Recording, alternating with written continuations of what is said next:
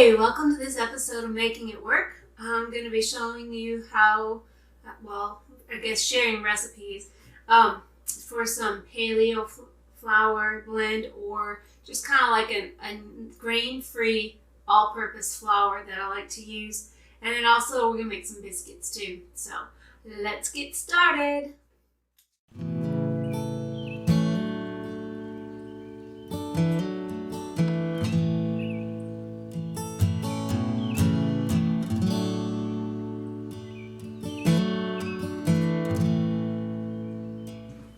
Alright, for the flour blend, it's got 2 cups of almond flour.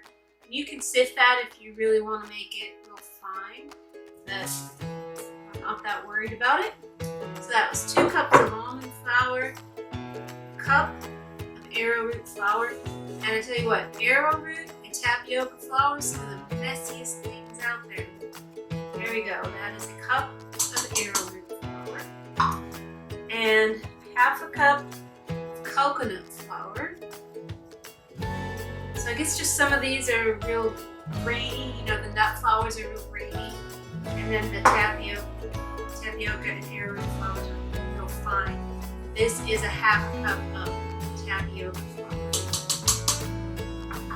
Alright. So you end up with like 4 cups of flour.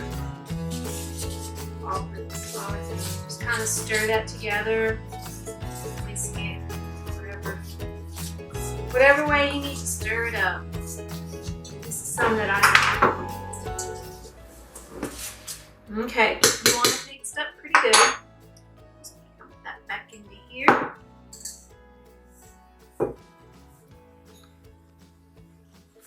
Maybe without making a mess. Maybe.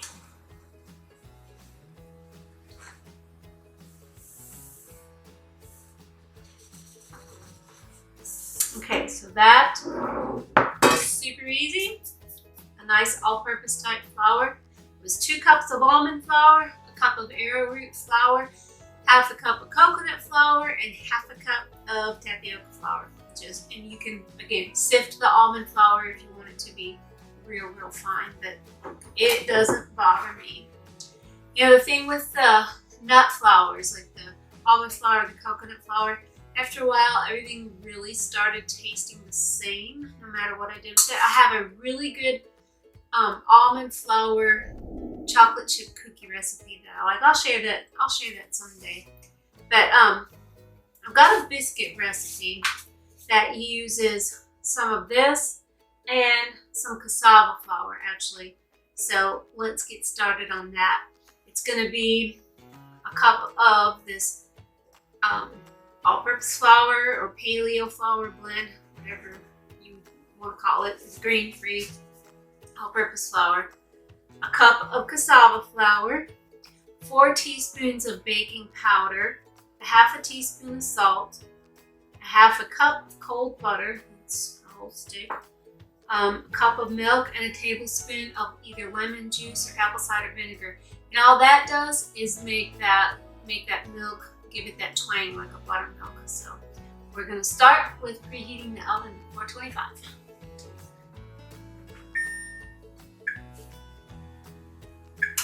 Now I don't have my contacts in. This eye is really cloudy, but we're going to go for it here. Alright, and that thing makes lovely noises while we're trying to do this. And there you go. We got flour everywhere. Okay. First thing we're going to do is get the flours in there, and then cut the butter into it. Actually, no, we're not. We're going to start with the butter and the milk, the buttermilk. Making the buttermilk. So I'm going to use a tablespoon of vinegar. I'm going to have to get another and fill the rest up with milk. And there's your buttermilk.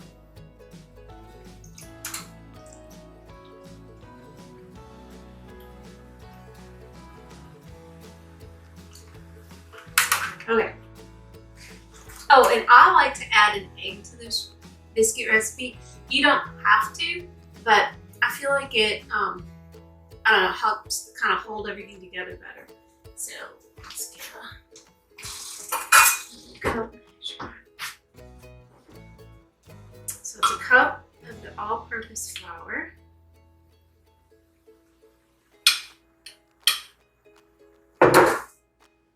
And a cup of cassava flour.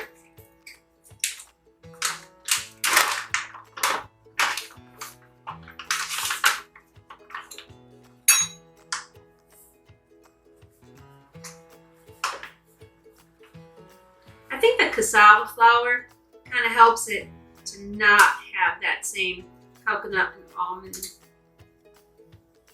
flour, almond flour taste. It's so common in a lot of grain-free things. But it does add some carb. Let's see. In a quarter cup of this, there's 26 grams of carbs. So really that's not too bad because there's a cup in the whole thing, and you're gonna get more than 4 biscuits. Okay. Actually, let's put this in here too. So 4 teaspoons of baking powder. And I always use the aluminum-free stuff. I don't want it on my skin, and I don't want it in my body.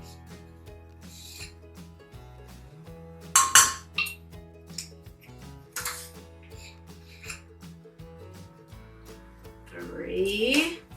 Count out loud or I'll get lost. 4 teaspoons.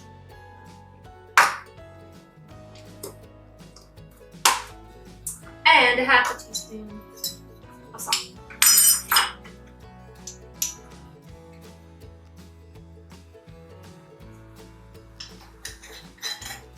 So I just use sea salt. And I'm going to stir that up a little bit. Mix your flours together and get that baking powder mixed throughout.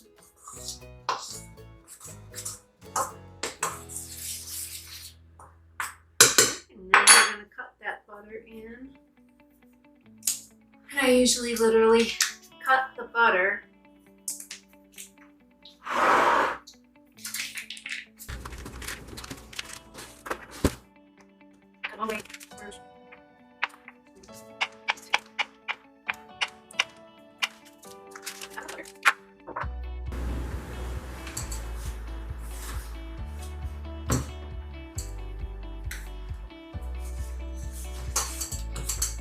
You could do this in a food processor too. I thought about doing that.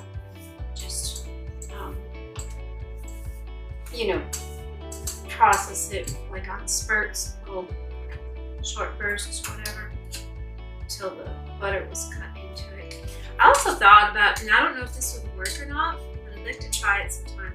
Maybe sometime if we go camping, to go ahead and have that butter cut into these dry ingredients like this, put it in a jar to keep it in the fridge, take it with camping, and then just add, milk and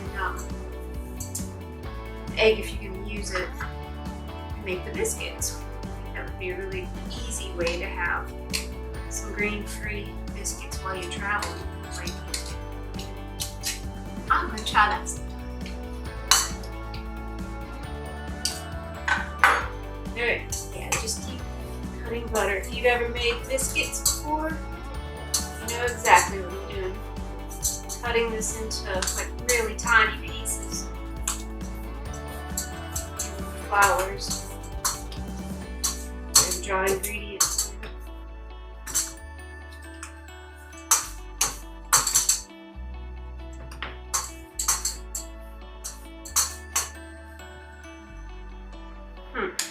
Yeah, it'd be a good time to pull out the food processor. It's too late now, but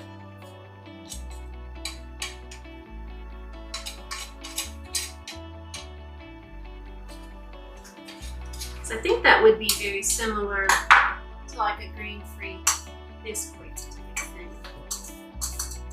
So you just had to add the wet ingredients. Now it's looking like it should.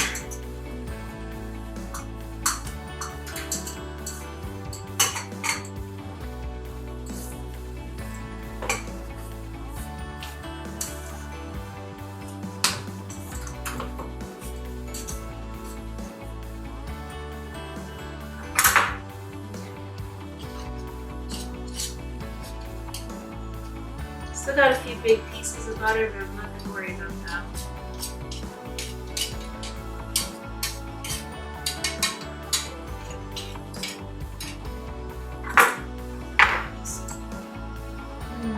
That's what that looks like. Oh, nice leaves. Wait, flower prints on there. I am going to add this egg. You don't have to. I might have to adjust my flour a little bit too from the egg. Oh!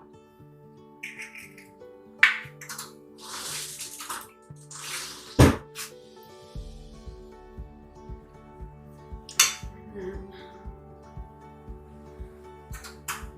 so we add this milk that has been magically transformed into buttermilk, the apple cider vinegar, or lemon juice. I used apple cider vinegar. Okay, here's the part where you do not want to work this any more than absolutely necessary in order to get the fluffiest biscuits.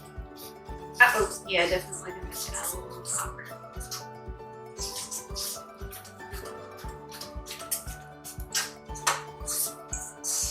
It's been a while since I've made these.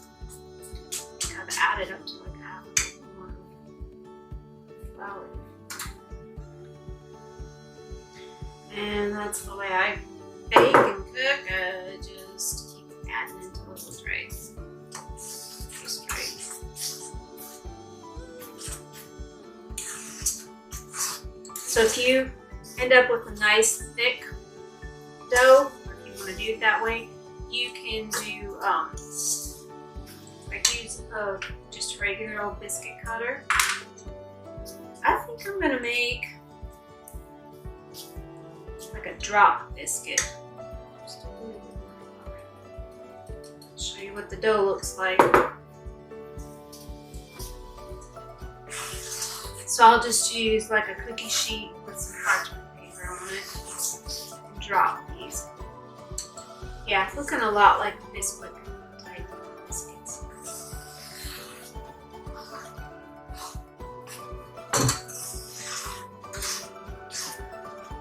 Okay, my parchment paper.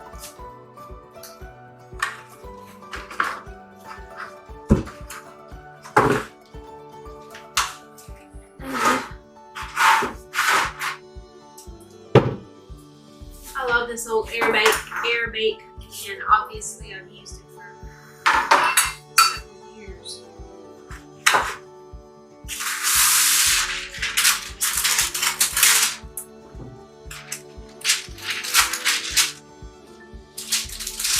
And I've always found that if you turn the parchment paper, it's curving this way, that way, and if you turn it this way, it curls up on you. Wait this way. I don't know if that's right or wrong, but that's what I do.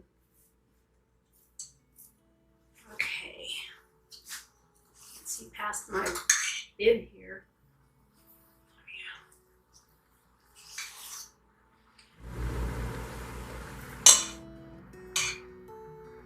Actually, I am going to try the cinnamon and sugar. Got some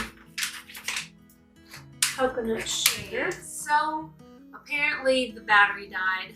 Our regular camera, the pluggy anything, it doesn't work anymore.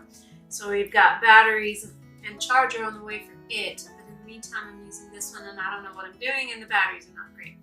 But what you missed is I had this brainy idea to put cinnamon and sugar, coconut sugar, in these guys. So there's 3 with cinnamon and sugar in them. And it'd be 1 for Tim, 1 for me, and 1 to fight over, or 1 to give the dogs if it doesn't taste good. And the biscuits are supposed to bake for 14 to 18 minutes at 425. And I actually turned it down a little bit and did it for more like 20 minutes. But I'm gonna make some soup tonight, and we will let you know how the biscuits taste. Here we are, tasting the biscuits. Got my soup made. Cheese hat.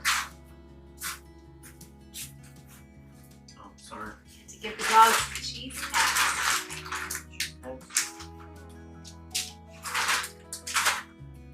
So we already tasted one of the cinnamon ones.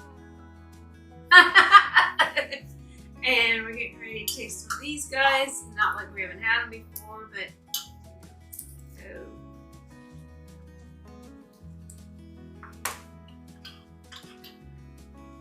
we scripted it. We didn't script this. Oh, is that cheese or is that hair? Dog hair. No extra shots for dog hair.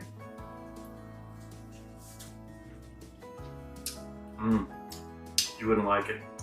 It's good. Not too bad. We're gonna have to. That's definitely cheese. We're gonna have to shut that down so we can eat like a pig and not be seen that way. Thanks for watching this episode of Making It Work. Click on the like, subscribe, and we'll see you on the next one. Share it with your buddies and your friends, even if they don't want to see it. Share it anyway.